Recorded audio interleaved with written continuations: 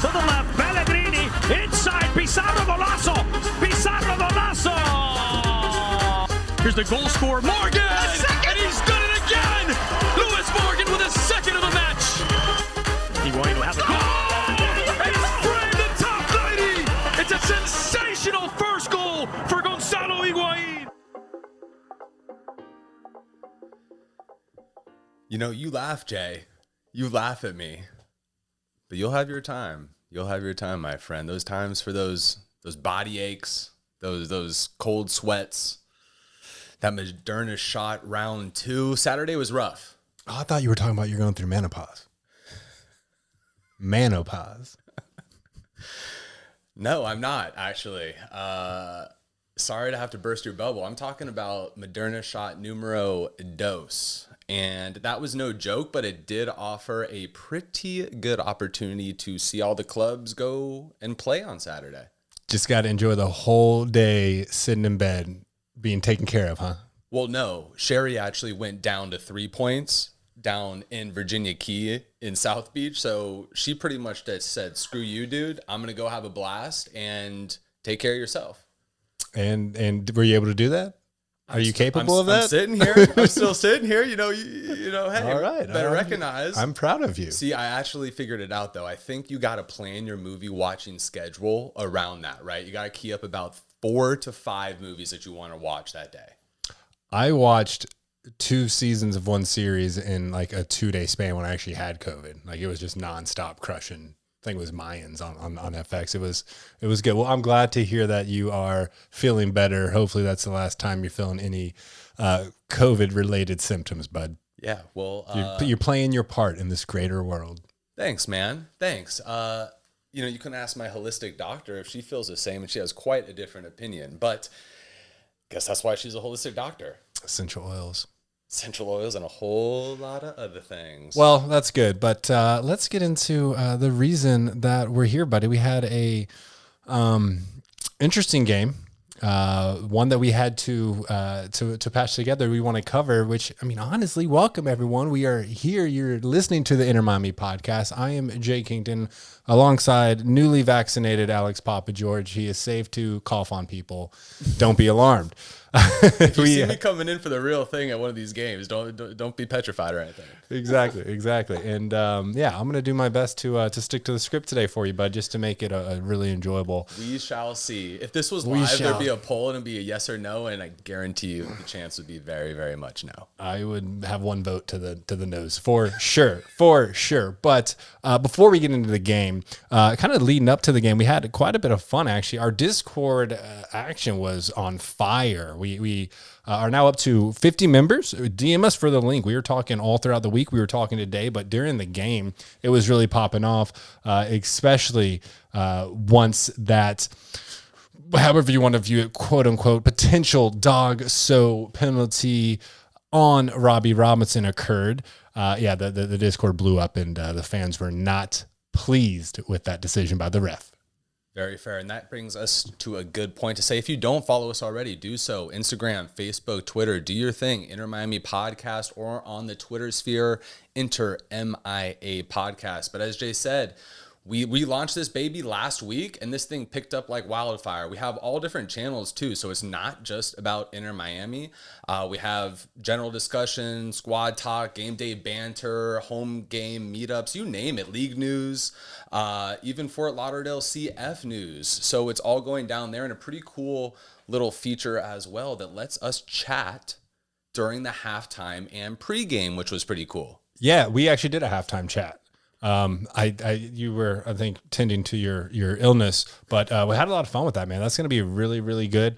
And a lot of great conversations on there. We're not really, limiting anybody to what they say. So just hop on there, unmute yourself, ask some questions or share your thoughts. It was a really good time. Yeah, we're going to continue to do this each and every game. It's a cool way for fans really from all over the world to connect while we're watching the game. So we're going to keep doing that. If you do want to join the Discord, go ahead, DM us on any one of our social media platforms, and we will send you the link. But outside of our world in the whole social media technology space, Jay, we were We were out a bunch of people for this game, but 2 in particular that did had to go home, deal with some grievance. But it does sound like the Higuain brothers are back in the United States. Yes, they came back on Friday.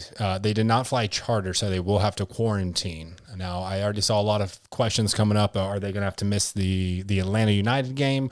According to MLS rules, quarantine will occur for 5 days with consistent testing for 12 days. So as long as they can have 2 negatives in a row throughout that, they should be good to go and available for Atlanta United. I wonder if that's going to change now that teams are starting to get vaccinated. Yeah, that's a very good question. And I'm honestly not sure because, I mean, I don't even want to get into this conversation, but the vaccine doesn't necessarily protect you from the secondary strains and you still have to wear a mask. So there's still protocol. So I'm not sure. That'll probably be some sort of midseason development. Yeah, we'll see. But you know who is vaccinated? Joe Boy. That's right. Soundboard. Anyway, moving on. I'm going to regret this.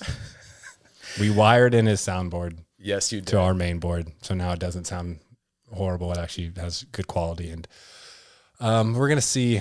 He's going to have a short leash. A real short leash. I was just about to say, you actually, I think, extended that leash a little bit, Jay, so I appreciate that. But anyway, bringing it back, you know, one question that we did have a lot during the beginning, kind of when the starting lineups came out, was kind of just asking questions about where were a couple players besides, you know, the obvious folks that were going to be out, Nico Figal being one. We do want to say that that was due to a hamstring last week during practice. So that was why Nico was out. I know he just came off of a pretty badass game, the one prior. So it was unfortunate to see that happen.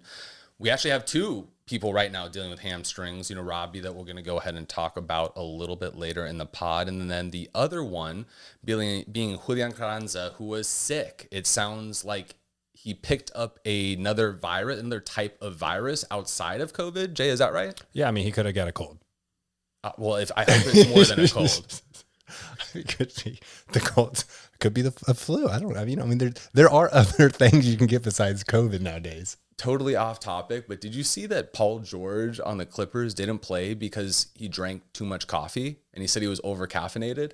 I didn't know that was a thing. How can you be? That might cause heart problems, maybe heart palpitations or something like that. I don't know. This is kind of strange. We're going to get into the whole Robbie situation, which I don't think really anyone was expecting, but given the circumstances, we can understand.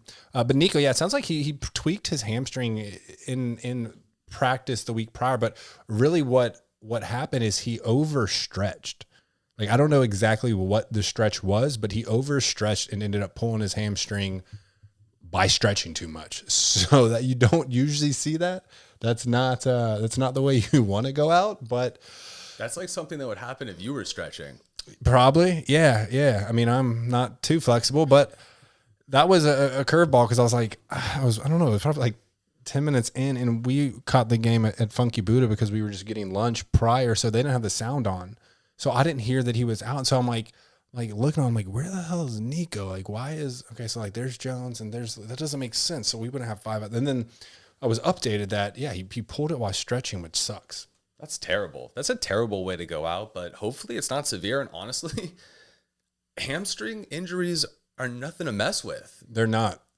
Those are one of the you got to give them the time. Yep. Injuries in like life, but in sports for sure. I mean, we saw the reaction with Robbie, and that was non-contact, just running down the field, and he pulled up, and oof, that does not look good. But no, it does not. And I mean, unless you're Dalvin Cook, and very few people are Dalvin Cook, I've never seen someone been able to play through a hamstring injury and just know when to pull up, know when to go down, and yet stay in the game. But no one's like that. So yeah, we got 2 players out right now. Honestly, how great would Phil Neville be as the Flex Seal salesman guy on TV, just slapping the tape on the barrels, just leaking water, just plugging holes, patching together this ad hoc team, subbing players out, playing injured players, just re-injuring them more, and just gunslinging. I honestly, I loved it.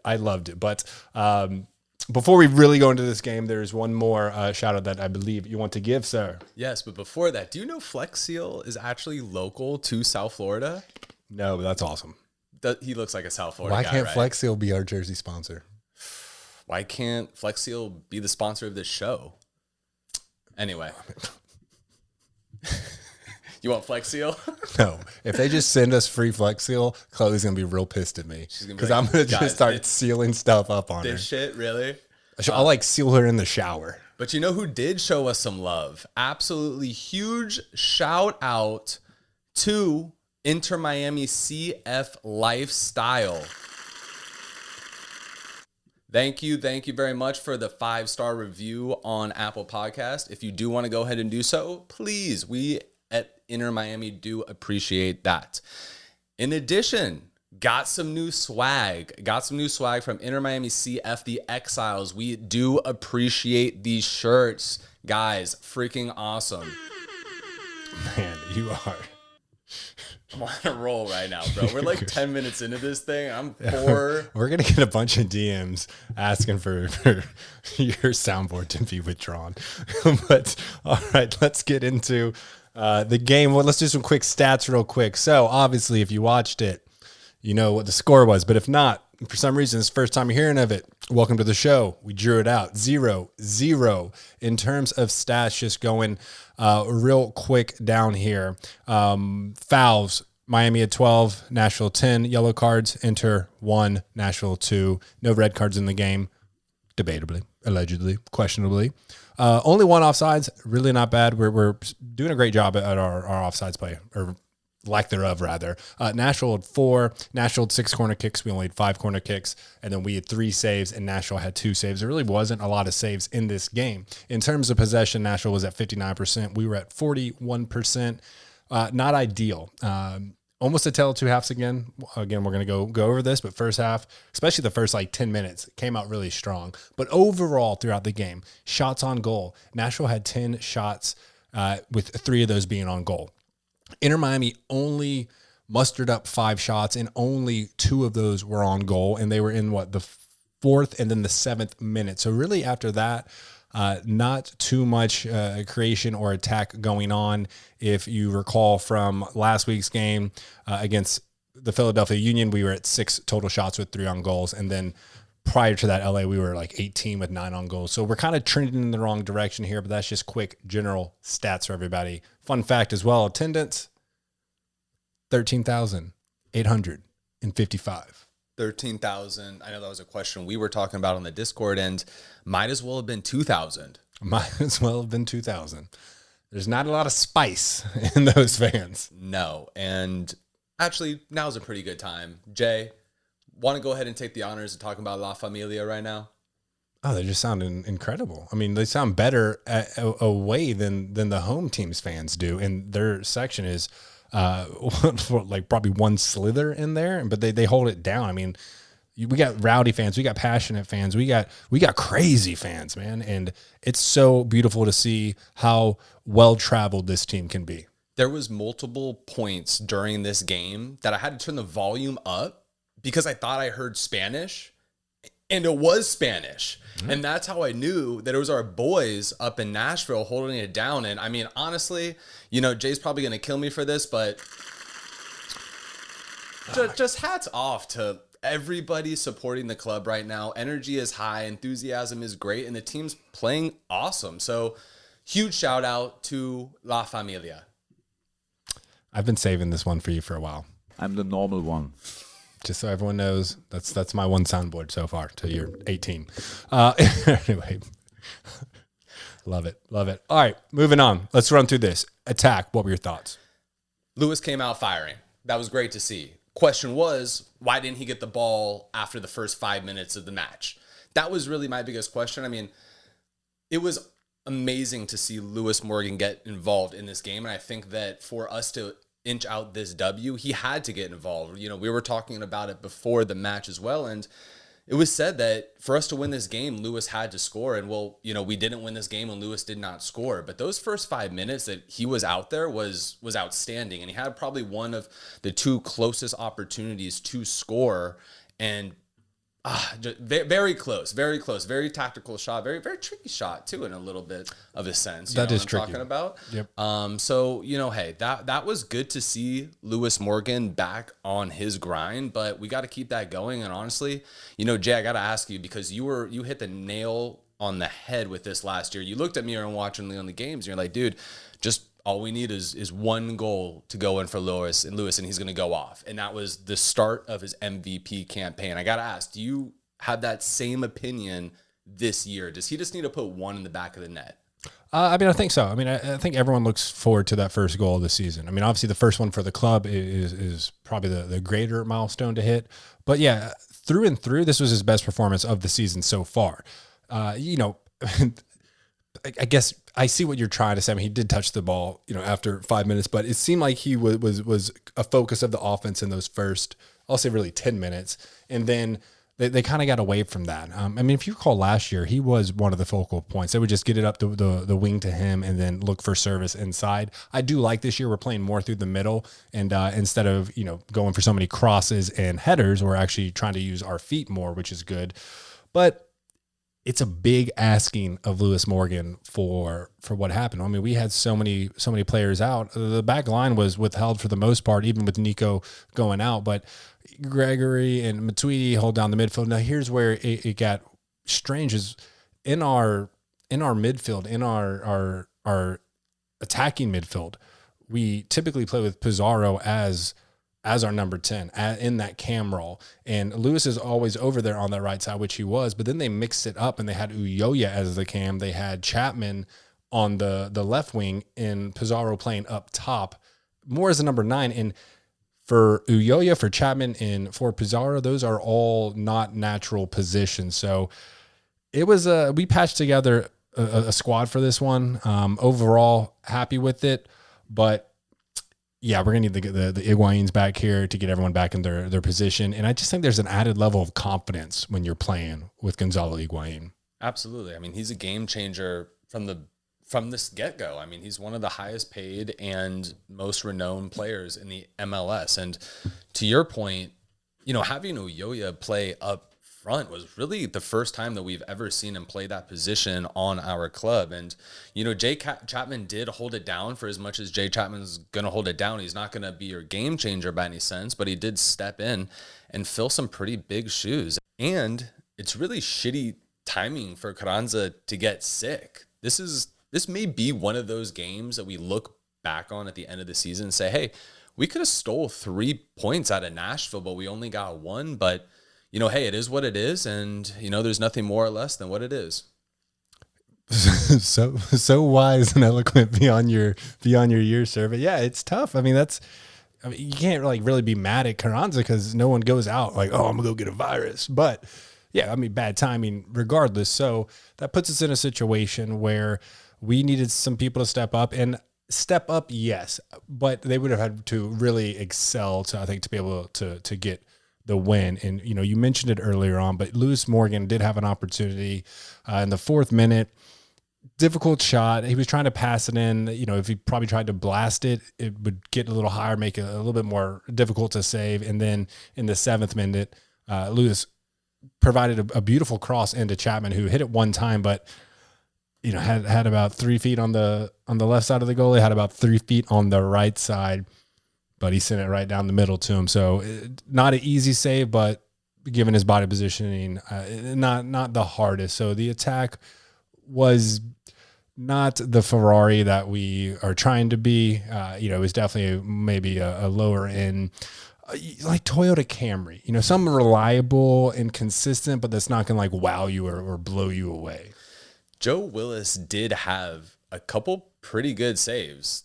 I'll give it to him. There were 2 that I was recalling, and that was definitely one of them. And unfortunately for us, we just weren't able to put in the back of the net. But, it is what it is. And as we look forward at our midfield, there's a lot to be excited about. There is a lot to be excited about. First off, Matuidi has played excelente this year. I'm talking fantastico. He's playing as a true DP, and he should, because he's got to make up for basically 2 DP slots. And he is playing with that damn word, Jay, that we love. That just turned into the Inter Miami podcast word of all words. Say it with me, everyone. Fluidity. Fluidity. I thought you were going to say sanctions. Fluidity is a much better choice. I mean, my man's a stallion just running around out there. He's really, really enjoy seeing that. He is also, in case anyone's wondering, still appearing every night in Mateus Pellegrini's nightmares, I'm sure. He is the reaper of DPs. But yes, it's very good to see him. And then I know Gregory's not a DP, but man, I love every single thing about him. He is a fighter. He will be in the right position at the right time. And then he brings a seasoned type of attitude to the club. Not a petty one, but he is not afraid to get up there, exchange some words with some players or some officials, whatever that may be. Anyone who wants to discuss it, he's down to have a conversation. And he does it with a little bit of swag, which I really, really like about him. He is, I think, going to be a fan favorite in not too many more games. Dude knew he was coming to Miami and picked up the swag word, just like the University of Miami invented. So great to see him out there doing his thing. And Jay, there was a point during this game, I think it was in the 39th minute, that Matuidi and Gregory both like sprinted down the field on a pure fast break from the other club, sprinting back to the point that they stopped the play from developing and probably preventing a goal in that instance. And I was just sitting there like, hey, this would not happen last year. We would not play with this level of enthusiasm and effort. And to watch that play go down and see it, it just kind of was like accumulation of everything kind of happening for us at once. So, we were undermanned during this game, and Robbie playing in this game, which is still a question if he should have even been out there. We held our own pretty well. We did. Gregory's like a sharpshooter, man. Like, he is accurate and decisive. So he can stop if he's behind you. He can find a way to stop you. It's really, really impressive to see, without a doubt. And obviously, those two are going to be consistent throughout the season, barring any setbacks, injuries, or viruses of their various types out there. But then, for what we had available in the attacking side of the midfield.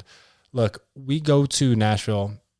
Maybe you could say that they haven't been having a great season, but how many goals did they give up at home last year? It was so few. They are a defensive team, and they had basically every weapon that they wanted, and we didn't. And we were still able to hold them from scoring. We weren't able to score, but I will walk away with a point all day, given the circumstances of our team and everyone we were missing. If we weren't missing everybody, I might feel a more disappointment, but hats off to the lads. Great way to kind of patch the boat up and keep moving. Well, who's super disappointed is Nashville. They have 3 games at home. Their last 3 games have been at home, and they've drawn the result of draw all 3 of those matches. And that's not a way to start your season. It's not, but there's some crazy, I can't remember the numbers. I want to say like 12 of their last 15 games or something are all away games. So like they had to front load wins at the beginning of the season because it's going to be a lot more difficult when you're on the road that long. Yeah, I can promise you our 500 fans who showed up in that match is going to be a lot louder when you come down here and deal with 10 to 18,000 when we fill this baby up. Yeah, by the time they're right down here, we should quote unquote be at maximum capacity. And that's what I'm talking about. That's a whole. And we'll have the Higuains back. We'll have Robbie back, and we'll be full Captain America, not Captain America, Captain Planet when our powers combine. There we go. There you go. God, you really are just on that superhero kick today, aren't you? They were talking about it nonstop at work. I got you. But there was one player that I did want to touch on a little bit and ask your thoughts. Pizarro, how do you think he played?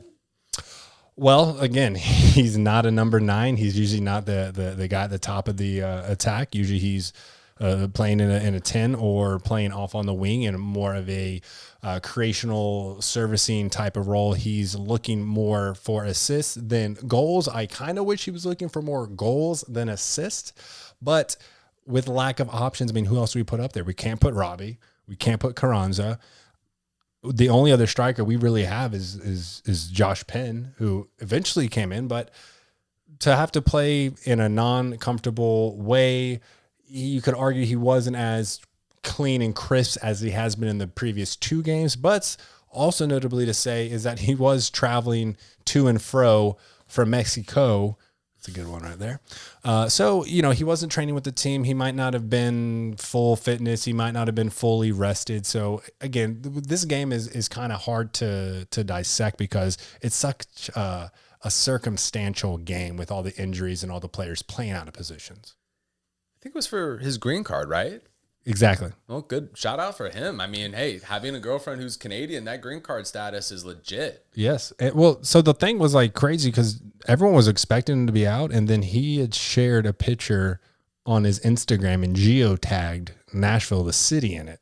So that was kind of like his way without the club even saying anything like, hey, yo, I'm here. Don't worry. Like, I'll be able to at least make this thing work while we're holding it down for everyone that's out. It's all been said. Jay just touched on it all, said during the game. It seemed like he just had a super tiring week, which, hey, don't blame him. Still early in the season, trying to get his legs underneath him. And then he was thrown into a position that he's not normally accustomed to playing. And, hey, it's a little bit of a microcosm of things going wrong. But, Jay, last level we want to touch on is defense. Yes, and LGP is just continuing his stellar season. Both LGP and Nico have been phenomenal, but, LGP playing just like he did at Atlanta United when he was an all-star, really, really solid. And then, we're going to get into it, but it's just really, really impressed with Shawcross as well. Absolutely. He's definitely a part of this schedule because he did make the best 11 from week 3, which is super impressive from the guy. He did some key interceptions, key clearances, big guy, was getting his head down. There's a moment where he cleared out a ball with his head, but he put his hands on the Nashville player's back and didn't throw him to the floor, leaned him forward gently and then let him back up just to get the header. It was very well done. There was one player that I had my eyes on particularly, and that was Jovan Jones. Now, what an upgrade from last year he has been for our club. And Matuidi and him are developing a nice little 2-man game. Yes, they are. And that's what we need, right? Because that's what Matuidi and Gregory are really going to be doing is blending in with that defensive line. So great thing to notice and just keep an eye on that. So now let's fast forward, right? Now let's fast forward, say 30 to 90. I don't even think we need about 90 days, but Gibbs is now on our club, right? What do we do with our back line? This game, we didn't have Figal. You'd think Shawcross probably wouldn't start every game for our club and play situational. But what do you do with this back line when Gibbs comes on here? Because that's not depth. That's outstanding depth. It is, and we've mentioned it in the past. These are good problems to have. I expect Kieran Gibbs to be the starter. He's 31 years old. He's coming, off West Brom and prior to that Arsenal. So Jovan Jones is great, but I would have to imagine that the EPL player would be a little better suited. But then where does everyone else fit in? Obviously, I think we're going to have some situations with our boy LGP and probably Nico. We're talking about that little yellow card accumulation rule. So I expect the few games they're going to miss, maybe some other injuries. Shawcross, you're right. He's not going to play every game. Phil Neville actually said that. He said there's going to be games that are for him and games that are not for him. He's going to be situational. I think what will be consistent are Nico and LGP and Gibbs once he gets here. And then whoever else is going to be playing on that right back spot, whether that be Nico, because it worked out quite well versus Philly, and then they bring in another center back or vice versa. There's going to be some options here, but my guess is Gibbs is a starter. Absolutely. Gibbs is going to start. The question of who else starts with him is really what's remaining. So we'll see. And honestly, I'd love to see some trades. Who knows if we can add a CAM to this club, but I know Federico, when he comes back, will fill in that role a little bit more. And just got to say, everybody, be patient a little bit. This wasn't our final product on the pitch. And again, dealing with no preseason, we got another challenge hitting us, early this season with lack of players on the team for, very respectable reasons. But this club is going to look pretty different come playoff time down the line and even midway through the season. So super impressed to see that. And Jay, there was a point during this game, I think it was during the 70th minute or so, that we had Shawcross as well as Breck and LGP on the pitch at the same time. Defending a corner was most recognizable, I'd say. And that was a clear tactical plan that Phil had put out there, knowing what Nashville's strategies and tactics are. But two, that is a scary back line that you're not going to hit many set pieces against, really, probably ever. And just is super intimidating. Yeah, they're big boys. I think what Breck is, 6'4", 6'6"? I think he's 6'6" actually. So yeah, there's some pretty big guys out there. And I was watching the Fort Lauderdale CF game, and they actually got a win thanks to a brace, 2 goals from Sean Hundle. They beat Richmond, but Aime Mabika played in that game. And dude, he is every bit as monstrous as I was expecting. I mean, just a physical specimen. And if he signs with Inter Miami, and at some point, maybe with some substitutions where we're trying to hold down or defend against a team who's just sending balls into the box left and right, you bring him in Mabika. Mabika is 6'6". Breck Shea, sorry, only 6'3". I don't know why I thought it was that tall, but yeah, we got some height on the back line, and that's definitely going to be something that helps us out. And of course, it was so good to see our boy Breck back on the pitch with the boys. He came in down there. There were some moments where he was dominating. In playing very, very well. I really like him on that left side. I honestly would have liked to get him more up into the left wing. He's pretty comfortable on any position on that left side of the field. But yeah, I mean, this was a good game from him. And I think that he has shown Neville, what he can bring to the team. So I hope that we are seeing more Breck Shea moving forward. Now, I guess we can do this in the final thoughts, actually. But I want to talk about the foul versus Robbie. Foul versus Robbie is absolutely coming up. But let's with the one more level of this goalkeeper play. I'll ask you this, actually. How do you think John played? I think, anytime you have a clean sheet, you did well, right? Yep. And looking at these stats again, rewinding, there were 10 shots in total, 3 shots on goal. So listen, John did do his job, put up a little goose egg for Nashville there. Can't disrespect the man for that. There's not much more that you can do, unless if he takes the ball, up the pitch and gets us a goal, which would be pretty sick.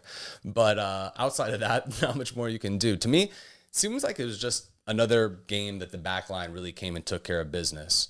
Took a lot of pressure off of John. Didn't really have an instance besides one shot that LGP blocked that really came to mind that was really a true threat. And I think that that's a true testament to the back line and how well they played. I think that Phil Neville had it in his mind to say, hey, if we're going to score in this game, it's got to go through Lewis, and it's got to be a quick attack, probably set off by some type of counter. And if not, our back line has to hold it down so we can pick up 1 point. And I think that's absolutely what we saw. Agreed. I think if you're going to just ask, hey, did the goalkeeper have a good game? High level, you're going to see, hey, did he have a clean sheet? Yes, I need a good game. Was it a spectacular game? No, I don't think so. But I mean, honestly, 5 shots and 2 on target, right? So you only had to make 2 saves. Yeah, you did your job. If there were more saves that he made, if he was, like 5 or 6 saves, yeah, obviously I think he's doing a better job. But to your point, I mean, our back line really stepped up. Shawcross blocked several shots as well. So, I mean, I think he had a pretty easy day, which is good. Just keep building the confidence and moving on. And I got to ask you, did you see the "you can't see me"? Yeah. So that's what I wanted to ask as well. I don't know what kind of John Cena that "you can't see me" thing he keeps doing is, but kind of, I don't know.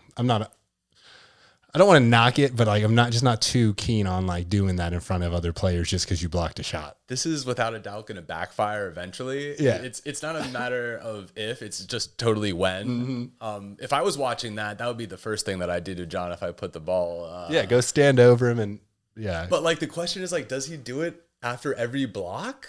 Is that just his thing? That's the first time I've caught it. So I don't know, maybe unless he was trying to tell the back line that hey, he can't see them. I don't know. Nah, this was clearly you can't see me. It was definitely pretty strange, but we'll keep moving forward. Now, takeaways. If I'm going to say anything, my main takeaway from this was hell of a job by Phil Neville.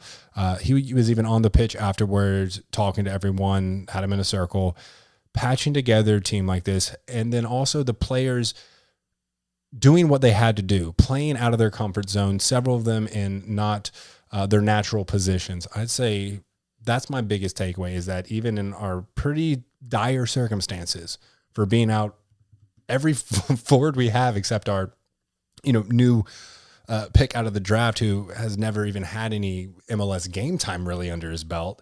I'd say that, yeah, they did a pretty damn good job holding the ship together. I would absolutely say so. Nashville is a pretty tough team. They're not off to a good start, but hey, we were there last year and they were on the counter, kind of like what we're doing this year. So, and then at the end of the day, they have 3 points too, just one less point than us. So it's not like they're doing terrible, but when you start your season at home this amount of games and know that you got that heavy backload on the backside, it's just not setting up for success. But Jay, to your point with Phil, it's great to see that man just engage throughout the entire match. You can hear him with these lack of fans in the stadium yelling out directions, and I love it. That's amazing, right? And I think the sense of communication, who was it last year that talked about lack of language communication? Was it De La Garza, right? After the season had ended, he was just saying, hey, listen, we had a lot of different dialects, and it was just the way that the team was constructed. That's no one's fault, but hey, it was just the way that it was. And I think this year is significantly different. If you look at the coaching staff and the overall upper management, as well as the players in the pitch, you will see a different type of cultural formula, if I can say it like that. So super impressed to see what's going on with this club. And I think, again, to your point, Jay, just sum it up in one word, it's maturity. The team is playing extremely well, and they're playing like they weren't playing last year. And it's the little things. It's the hustling back when you know that there's a fast break for the other team. It's finishing out the last 10 to 15 minutes and not being terrible. It's not scoring a goal and giving up a goal within 5 minutes of that score. So there's a lot of things that are going on right now when we touched on in the beginning of the season that we were looking out for. And as of right now, on a report card standpoint, I got to say, I think we're doing pretty damn well. Compared to last season, 100%. I still think we have a significant way to go to really achieve our maximum potential, but damn, it is refreshing to see us trending up. It really is. And on the MLS Power Rankings, it comes out every Monday. I believe maybe it comes out on Tuesday every once in a while. But in Miami, we stayed sideways. We're at number 12. I think that's the highest that we've really ever been. I was tracking that when I could last year. We stayed really in those in the 20 range. But yes, we're finally starting to see what these players are capable of in the right system. So let's kind of move on to final thoughts. And one of the big glaring ones, and I'm sure a lot of Inter Miami fans were very, very upset about, was what appeared to be a which is denial of goal scoring opportunity, denial of obvious goal scoring opportunity, with Walker Zimmerman's tackle from behind on Robbie Robinson. That was initially the ref grabbed his back pocket going for the red, then he switched to the yellow, pulled the yellow, went over and reviewed it. They ultimately decided that it was not a red card and an ejection. So Zimmerman stayed in. I know he was sweating that one for sure. But you know what? Hey, even Phil Neville had to agree with the call. The other defender was in a position that really wasn't an obvious goal scoring chance, because technically that defender was close enough to make a play. Although Taylor Twellman was very adamant that if Robbie did want to go ahead and take that shot first time, then it really would be. So that was such a close call. The fans are going to go crazy. Of course they are. It feels like almost every other game there's a flagrant call that the fans don't agree with, and many of the times I don't agree with it either, but that's just the situation. I could see both sides of that. I would have loved, obviously, a red card from Zimmerman to play the last 15 minutes of man up, but that was the situation that occurred, man. And that was, I thought, going to be the break. Led to a free kick, but Lewis Morgan, unfortunately, was not able to get it completely over the wall. Tough play. I think that was Romney actually right next to Robbie Romney and Robbie there, but it's tough. It's a toss-up. And beautiful touch by Robbie to get up and over Zimmerman and turn on it. Like, well done by Robbie. That's the potential Robbie has. And if you've watched this club since its inception, you know that the refs really don't like us. Yeah. I think they actually like us better this year, and that's probably because we're not like bitching at them as much this year. I feel like very well could be. There's been a lot less in the complaining department. There has. We've actually stalled the order of the LGP bobbleheads with the hands in the air. But no, on a serious note, it's tough. It's tough. That's a game changer moment right there. We get that red card with their best player going off the pitch. And he's the best defender in the league. He was the defensive player in the league last year. That's not just us saying that. That's reality. And, we get a shot like that. It's tough. But, reviewing it again, it's just a 50-50 call. It's kind of one of those home games. I think that if that happens in Inter Miami, honestly, the referee is probably petrified for his life and gives us the red card on that. But yeah, well, I think if he pulls the red first and then goes to the review, I don't think there's even enough to overturn the red. What's tough whatever is he pulled first, I don't think there was enough evidence to overturn it. What's tough is that Romney was behind Robbie, and that's when the foul occurred. And to me, that's where the rule kind of comes into play, that in my understanding that should be called a foul, actually. It's definitely a foul. Not foul, yeah. But breakaway goal, red card. Who knows? It didn't happen. It is what it is, and we got to move on. It brought back those traumatizing flashbacks of Ramon Torres in the DC United game, which when it happened, we were guilty of it. So it was very, very tough. But now, here's a question: so Robbie re-aggravates his injury, right? He comes on in the second half, and a lot of people weren't really happy that Neville would play Robbie when he's injured or has a higher risk to re-agitate his injury. But in a game like this where you're down so many players and you're just trying to get out of there with some points, I totally understand. I wonder if maybe that tackle had some effect on his hamstring. I'm not sure, because he was subbed off shortly thereafter. And how bad is injury? We don't know. It's a non-contact injury. Hamstring it's like a rib injury. It's like an injury to the little bones in your feet, or those metatarpals or metatarsals, whatever. But there's nothing you can do about it. You just have to let it heal. So very, very tough. We'll see. Good news is we should have the Higuain brothers back, so we'll at least have some starters back. But yeah, it's tough, man, because you keep seeing flashes and glimpses, and to be able to chest and bring the ball down and beautifully around the best defender. Like we want Robbie to get healthy, but the good news is he's young and he's got a lot of youth on his side. Especially the way he's been playing this year has been a really, up-leveling force for us. He stepped in, played very well, and he has that weight on his shoulder of being the number one pick. He was the number one pick last year for us in David Beckham's expansion club. And I think we all remember his face too when he got drafted from us. We want to turn that frown upside down, Robbie. Mm-hmm. And it's sad. It's really sad, I guess, the word that comes to mind with this injury, because he's playing so well. And you can tell when he gets pulled off, or not when he gets pulled off, when he walks off, that he's super pissed off and he's bummed. He's body language. He's just sad that this is happening. And, hey, hopefully he gets the time that he needs. We don't need to thrust him into the game like we did, seeing a little bit of an opening to steal one in Nashville. But it is what it is. And, Robbie will keep everyone posted, but probably will not be seeing him against Atlanta United. And Jay, let's hope we see him in a few weeks, because these hamstring injuries, especially when you re-aggravate it can leave for a nagging injury that you just don't want to have happen throughout the year. Exactly. Could not agree more.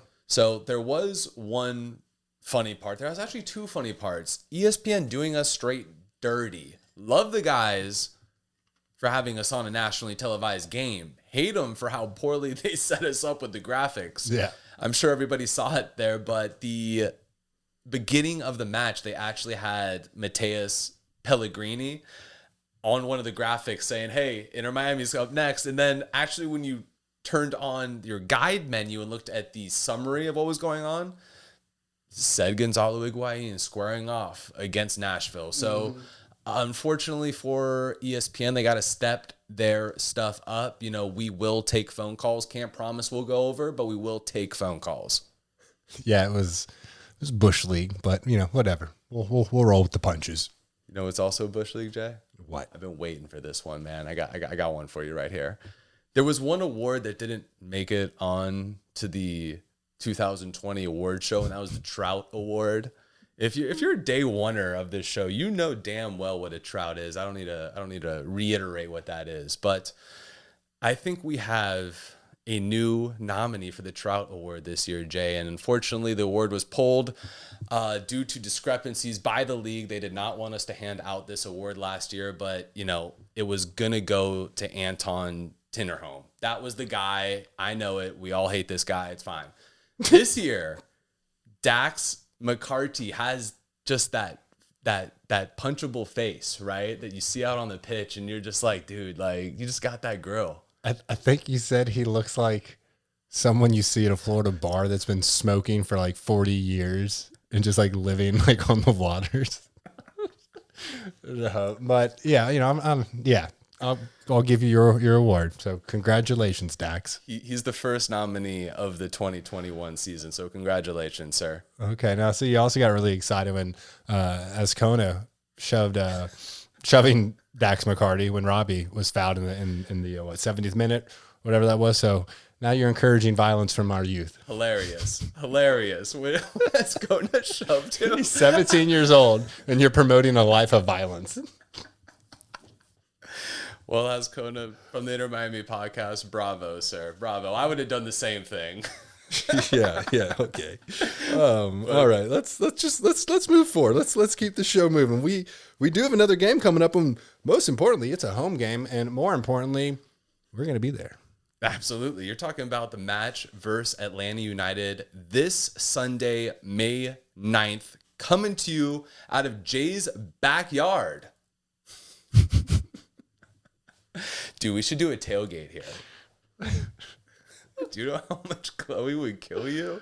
Dude, do you know how much like the HOA would kill me if we just brought in a bunch of hooligans popping pink smoke everywhere? Like, yeah. No. You're right. Well, as bad as the HOA would be, they'd be nothing compared to Chloe. But this game's going on at 1 p.m. Eastern Standard Time. You know what that means, Jay. I'm going to be so tan on Monday. I think my sun burns are just burning off or just leaving me from Key West, man. But time to get them again. Bring your sunscreen. This is a 1 p.m. game.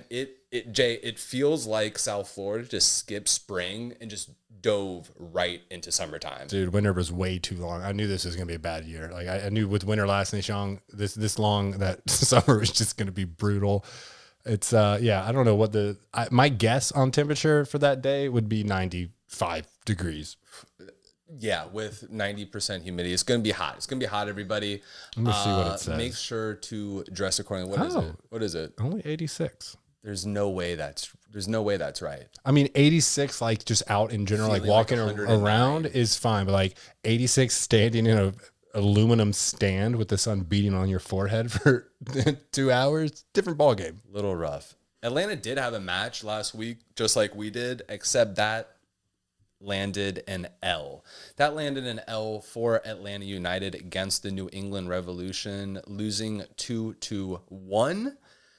2-1. Sorry about that. 2-1. But the New England Revolution is really nothing to balk at this year. They're playing some of the best football out there in the league. Number one in the East right now. Yes, they are. Atlanta United is tied with us right now at 4 points. We are currently tied with them in the 5th and 6th seed with a record of 1-1-1. They do have us on goal differential +1, and we are even on goal differentials. Obvious players to watch out for. I think everyone in the world knows who Joseph Martinez is. He is now coming back after tearing his ACL at the second game of last year. Might have been something. the first. Yeah, might have been the first. Some mad early, but he's been referred to as like a freak, as you would talk about Adrian Peterson's ability to heal up his knees. He is back. He has made a couple appearances in the CONCACAF Champions League. They subbed him on in the 80th minute for the New England match, so he's still getting his legs underneath him. Obviously, recovering from last year's devastating injury. He was the 2018 MVP. Yes, we do want Atlanta to be our rivalry. Yes, we would like to hate some of their players, but it's always a good story when you see someone of this caliber who falls off. America loves when people are successful. They also love the fall off, and they love the recovery as well. So wish him the best. I would really like to see him start to get to full match fitness and start scoring some goals a game. Other one to really watch out for is Ezekiel Barco. This guy has been on fire this year. He had the goal of the week in week 2 versus the Fire, where he was taking a free kick, hit into the wall, came back to him. He said, I'm still going to send it. Curls one from outside the box over the keeper. Beautiful, beautiful goal. I mean, between these two, and Martinez still getting his feet back, but they are not afraid to rip, and they will rip from anywhere in the general vicinity of a goal. Probably another team that's going to look different towards the back end of this season, especially if Joseph Martinez comes back and continues to rehab. And, you know, honestly, on a grander scale and on a very macro looking view on this whole thing, really hope a strong recovery for him, because he does this league wonders, and it will be great to see him out on the pitch, but not this week. And, you know, the other player to look for is Guzan, who I love playing against every single year. Jay knows this. It's one of my prime time targets. His prime days are much behind him, if I can say that. This is a very scoreable game, everyone. Yes. I'm not going to really talk bad about Brad Guzan for his great service to the U.S. men's national team, but you do always make me laugh with your continued beef with him. But you make many valid points, sir. What are your overall expectations for this game? What's your score line here, bud? Scoreline is 3-1 Inter Miami. Guzan not going to get it done. We're coming out firing, having our whole roster back on the pitch in front of our home fans. There was a roof, we'd be blowing it off, but it's going to happen. South Florida is going to go nuts. I'm going 3-1, Jay. Fair enough. You probably thought I thought you were crazy, by the way. My eyes lit up, but no, it's because I also think this is going to be 3-1. I think that Gonzalo and Fede are going to come back with a passion and with a vengeance to play in the name of their mother, Nancy. God bless her soul. God rest her soul. So I really expect them to come out, and I really think that they're going to just absorb this in the most positive way and really lay down a season to remember in her honor. You saw the team with the banner, Fuerza Nancy, which I believe means play for Nancy or go do this for Nancy. Someone can correct me that if you speak Spanish. We clearly don't. But it's great to see the club really showing their support, and I know that they're going to be very happy to be back. So yes, I think this is winnable. I think Guzan makes some errors rather. We're going to be at home. We're going to be loud. We're going to be sweaty. We're going to be covered in the sweet nectar of Heineken. And it's going to be a good time.